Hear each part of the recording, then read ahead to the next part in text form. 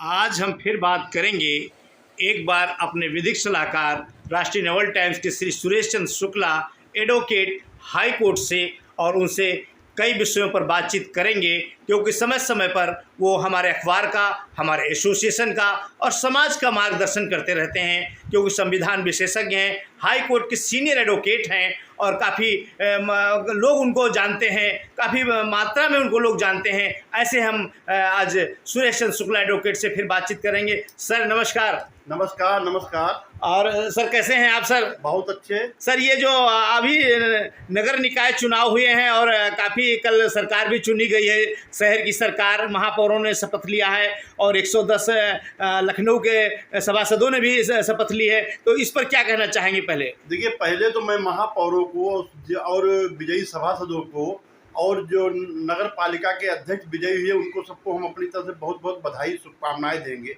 लेकिन साथ में एक हम इनसे निवेदन ये करेंगे कि जिस प्रकार से हमारे प्रधानमंत्री, हमारे मुख्यमंत्री दिन रात काम करते हैं देश के लिए, प्रदेश के लिए, जनता के लिए, उसी तरीके से ये लोगों से भी आग्रह है हमारा कि अब पुराने वाली नेतागिरी छोड़ के ईमानदारी से देश के प्रति, जनता के प्रति, वहाँ के निवासियों के प्रति उनका ध्यान रख के अपने दायित्वों का निर्वहन करें और ईमानदारी से करें।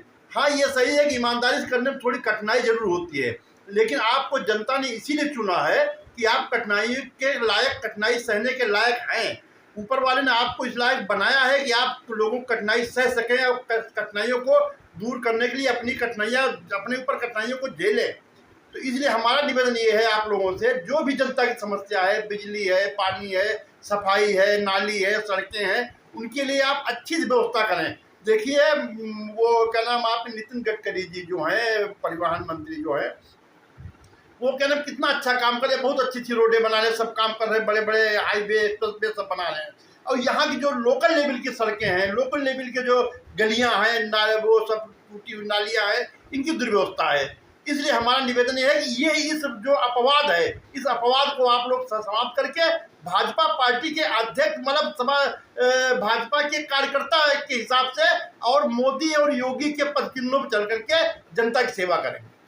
सर और एक सवाल गूंज रहा है आजकल एक रार ठहरी हुई है बिल्कुल पूरी तरीके से, ये जो नया संसद भवन बना हुआ है और ये उद्घाटन को लेकर के, और कोई कह रहा कि राष्ट्रपति को बुलाना चाहिए, कोई कह रहा नहीं, सरकार ने इसको बनाया है, सरकार का उसका हक है उद्घाटन करने का। तो ऐसी कई जगहों पर, जैसे कि सोनिया गांधी वगैरह अभी किसी पद पर नहीं रही और फिर भी उन्होंने अभी उद्घाटन कर चुकी हैं, कई राज्यों में उन्होंने विधानसभाओं के, तो कई प्रश्न सवालात उठते हैं। तो जनता जानना चाहती है, क्योंकि आप संविधान विशेषज्ञ हैं, सीनियर एडवोकेट हैं हाई कोर्ट के माने जाने, तो आप बताएं सर, आप जनता जानना चाहती है कि इसमें क्या क्या प्रधानमंत्री को राष्ट्रपति को बुलाना चाहिए था, नहीं बुलाना चाहिए था, या वो उद्घाटन करे तो ये सही है? देखिए, यहाँ पे उद्घाटन की जो बात है वो माननीय प्रधानमंत्री जी को करने में कोई तकलीफ बात नहीं है। उनके सम्मान को, राष्ट्रपति के सम्मान को गिरावट नहीं आती है, क्योंकि हमारे प्रधानमंत्री जी को 140 करोड़ जनता ने चुना, 140 करोड़ जनता के प्रतिनिधि हैं।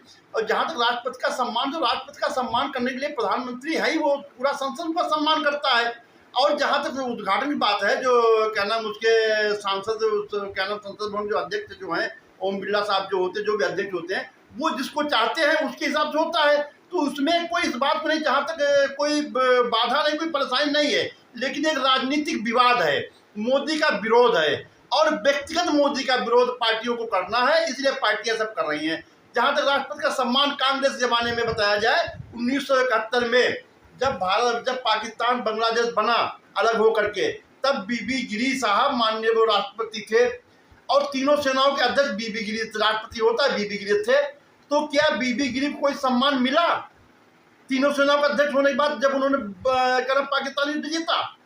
तो जब बीबी गिरी उस समय सम्मान नहीं मिला राष्ट्रपति को, तो आज खाली उद्घाटन कराने के लिए और क्या नाम, ये सब परेशानी, मतलब काम मात्र ये है कि हमको भाजपा का विरोध करना है, भाजपा के साथ साथ में व्यक्तिगत मोदी का विरोध करना है।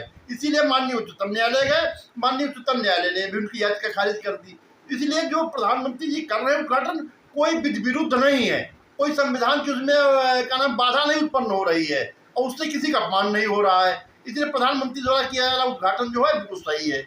ये प्रधानमंत्री नरेंद्र मोदी को विदेशों में भी कई सम्मान मिल रहे हैं, बाहर भी हर जगह सम्मान मिल रहे हैं। यहाँ तक कल रात्रि में समाचार प्रयोग उसे नोबेल के लिए भी पुरस्कृत किया जा रहा है, उन्हें आगे बढ़ाया जा रहा है। तो ऐसे प्रधानमंत्री नरेंद्र मोदी के लिए क्या कहना चाहेंगे? देखिए, हम माननीय प्रधानमंत्री, यशस्वी प्रधानमंत्री के लिए कामना करेंगे वो सतजीवी हों, स्वस्थ रहें, और हम जिस तरीके से वो कार्य कर रहे हैं, ऊपर वाला उनको ऐसी सद्बुद्धि देता रहे, इसी तरीके से कार्य करते रहे। हाँ, एक बात ये भी कहेंगे, ये पहले हमारे देश के ऐसे प्रधानमंत्री राष्ट्राध्यक्ष हैं जिनके किसी दूसरा राष्ट्राध्यक्ष ने पैर छुए। पहली घटना है ये, आज तक कभी नहीं हुआ। और ऑस्ट्रेलिया में इनको बॉस कहा गया, अमेरिका के राष्ट्रपति ने इनका ऑटोग्राफ लिया। इससे ज़्यादा सम्मान भारत का क्या हो सकता है? भाई नहीं, भारत के प्रधानमंत्री है, अगर प्रधानमंत्री का सम्मान हुआ तो हर भारतवासी का सम्मान हुआ, और अगर प्रधानमंत्री का अपमान हुआ तो हर भारतवासी का अपमान हुआ। तो यहाँ पे हमारे प्रधानमंत्री सम्मान नहीं, हमारा सबका सम्मान है, हर भारतवासी का सम्मान है।